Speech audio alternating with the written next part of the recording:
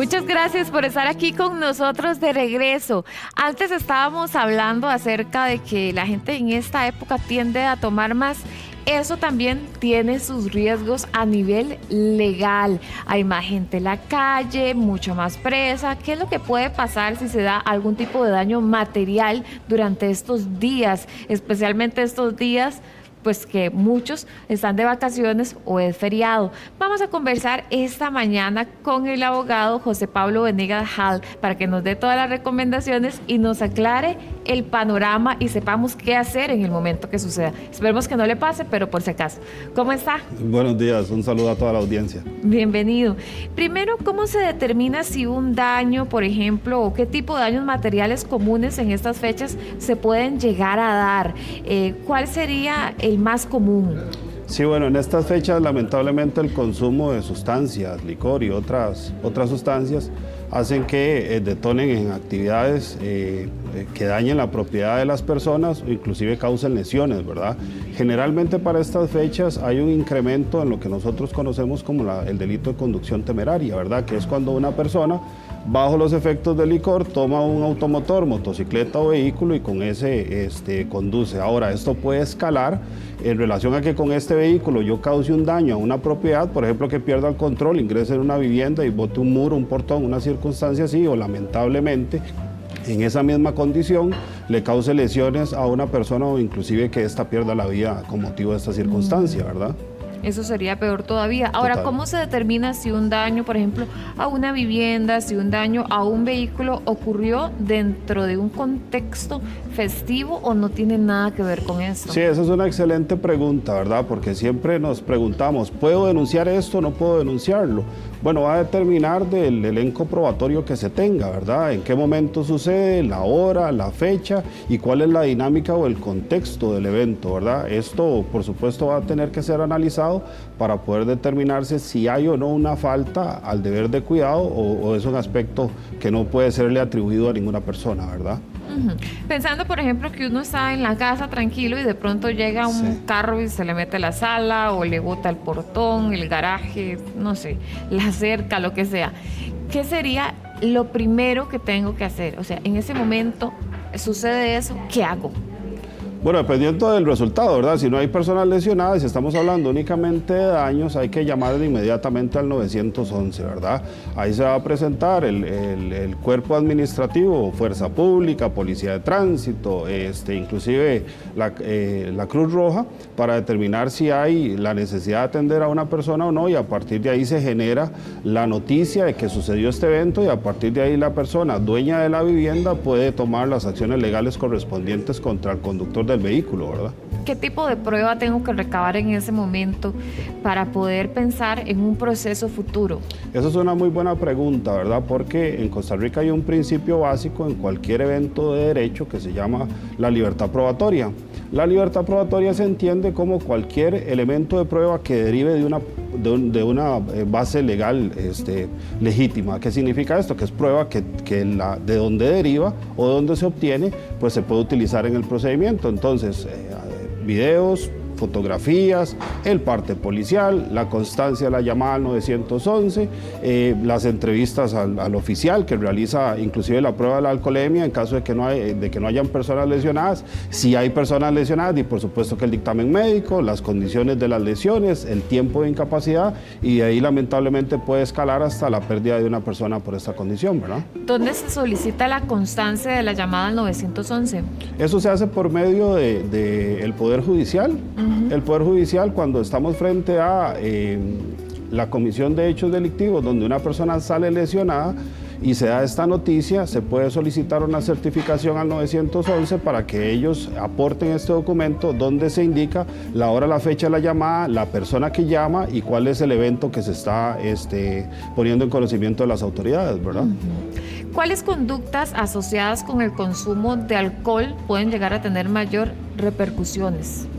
Sí, bueno, esta es una muy buena pregunta, ¿verdad? Porque lamentablemente una persona bajo el consumo de estas sustancias pierde estos hilos inhibitorios, ¿verdad? Entonces no podría valorar hasta dónde podrían llegar sus acciones y sus responsabilidades. Entonces, dependiendo de lo que realice o de lo que suceda, pues así va a ser su responsabilidad frente a las instancias correspondientes. Tenemos que tener en cuenta que, como mencionábamos al inicio, esta comisión de hechos delictivos, que es que las personas bajo los efectos del licor conduzcan vehículos, pues pueden escalar en esta condición de la conducción temeraria, los daños o las lesiones o inclusive la muerte de una persona, ¿verdad? ¿Qué pasa, por ejemplo, si la persona que está conduciendo no es el dueño del vehículo? ¿Quién tiene la responsabilidad de pagar esos daños? Claro, en esa condición analizamos lo que es la responsabilidad civil, ¿verdad?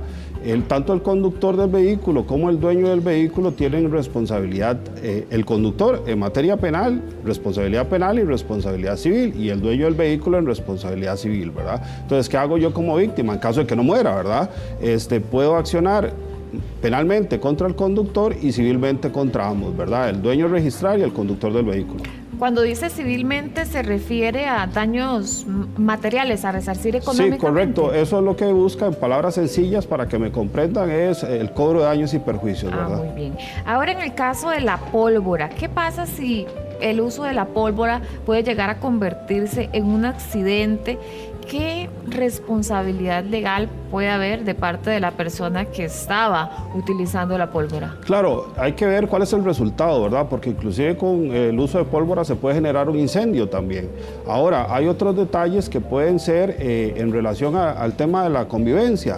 Hay menores de edad, hay inclusive mascotas, ¿verdad? Inclusive hay personas en una condición como adultos mayores que el uso de esta pólvora en el momento en que hacen las detonaciones, pues generan esta controversia a todas estas personas que pueden recibir ese resultado. Entonces, con ello, dependiendo de lo que suceda, así puede accionarse, ya sea en la vía civil, si se causa algún daño, o eventualmente la responsabilidad penal en el caso del incendio, como estábamos mencionando, ¿verdad? En esta época muchas familias se reúnen. Puede ser, por ejemplo, que en la casa del vecino, de ahí fue donde salió la pólvora, pero no fue el vecino el que la utilizó, no fue él quien la puso. Entonces, ¿quién podría llegar o cómo se puede definir quién tiene esa responsabilidad si llega a ocurrir un daño a otra persona? Claro, sería el mismo ejemplo de manera analógica con el uso del vehículo, ¿verdad? Tanto el conductor, la persona que detona la pólvora, así como el dueño del inmueble en donde se permite el uso de la pólvora. Ahora, evidentemente esto va a generar una investigación que va a lograr determinar si efectivamente el dueño de la vivienda supo que esta persona ingresó a su vivienda, tenía pólvora y deseaba hacer el uso de esta dentro de su vivienda. Temas de investigación, temas que eventualmente en estrados judiciales se determina si efectivamente se puede o no atribuir la responsabilidad civil al dueño de la vivienda, ¿verdad?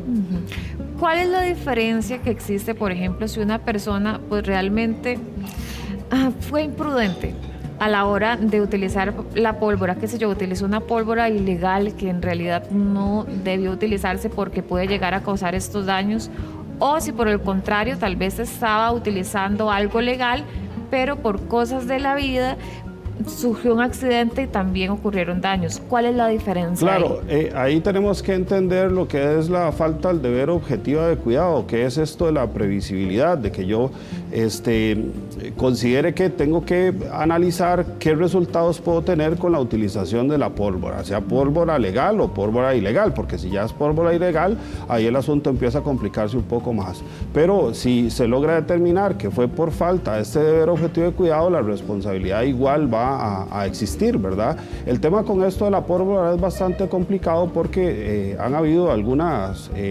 campañas que dicen, bueno, utilicen la pólvora, pero la que no hace detonaciones, ¿verdad? La que no hace bulla, pero ha sido bastante complicado, ¿verdad? El tema. Ahora, con relación a la conclusión de la respuesta, cuando es por circunstancias ajenas a la voluntad de la persona, en igual sentido se tiene que investigar para ver si efectivamente podría o no salir sin ningún tipo de responsabilidad, ¿verdad? Ahora, ¿qué pasa con el tema también de los daños que pueden llegar a ocurrir en una casa? Por ejemplo, que esa fiesta se salió de control y resulta que usted amanece y ve vidrios rotos, la vajilla de la abuela está quebrada, las mesas están destruidas. O sea, cuando hay daños materiales dentro de una casa, ¿a quién se le puede acribillar la responsabilidad, siendo que era una fiesta y un desorden. Sí, claro. Bueno, obviamente esa vajilla alguien la quebró, ¿verdad? Esos vidrios alguien los quebraron. Entonces, dependiendo de la prueba que tenga el dueño de la vivienda para poder atribuir esta responsabilidad en la comisión de estos hechos, obviamente se puede avanzar o no con el tema de la denuncia. Pero como les digo, es básicamente derivado del principio de libertad probatoria, ¿verdad? Muchas veces la gente dice, sí, es que esto fue un accidente, yo realmente no quería que esto pasara, pero pasó. Entonces, ¿hasta dónde llega la responsabilidad entre algo que se hace al propósito y algo que sucede por una falta de cuidado? Sí, la responsabilidad no se exime, ¿verdad? Tanto en esta condición de yo lo quiero hacer, que se conoce en materia de derecho penal como el dolo, ¿verdad? Mi voluntad de realizar el evento, o por la falta del deber objetivo de cuidado. Ambas condiciones generan una responsabilidad en la persona que realiza el daño, y por supuesto que la persona puede ejercer la persecución de responsabilidad penal y la persecución en la responsabilidad civil, que era lo que estábamos hablando de los daños y perjuicios, ¿verdad? En estas épocas la gente sale a vacaciones, también hay muchos días feriados, y el susto de uno cuando ocurre algo, yo creo que todo el mundo va a estar celebrando en todo menos en ese problema que tengo. Uno podría llegar a llamar al 911, pero si es un daño a la propiedad, si es una cuestión en donde no hay involucrados una persona que haya sufrido lesiones o un fallecimiento, posiblemente lo van a dejar para después. Entonces, ¿qué hace uno en esos casos? Porque necesitamos probarlo, que llegue la policía para que haga el acta y que se evidencie que eso realmente sucedió para poder después activar el sistema de derecho. Bueno, la observación sobre el 911, cuando se da una noticia, ellos están en la obligación de presentarse, ¿verdad? Que yo llamo y alguien me causó un daño, vengan, hagan la inspección, lo deben de hacer. Pero tampoco está escrito en piedra que yo necesito sí o sí que se presente la delegación policial respectiva o los miembros del 911 que participen, que eran los que mencionábamos, Fuerza Pública, Tránsito, inclusive Cruz Roja, porque hay otros elementos de prueba. ¿Qué otros elementos de prueba pueden ser? Videos, testigos, mi versión como dueño, donde yo digo, yo vi a la persona que realizó el evento, mi esposa lo vio, mi hijo lo vio, son elementos de prueba que de manera concatenada hacen que exista el mínimo grado de probabilidad de que la persona que causó el daño está en la condición de sospechoso en ese momento, ¿verdad? Licenciado, muchísimas gracias. Encantado. Muy amable, feliz Navidad.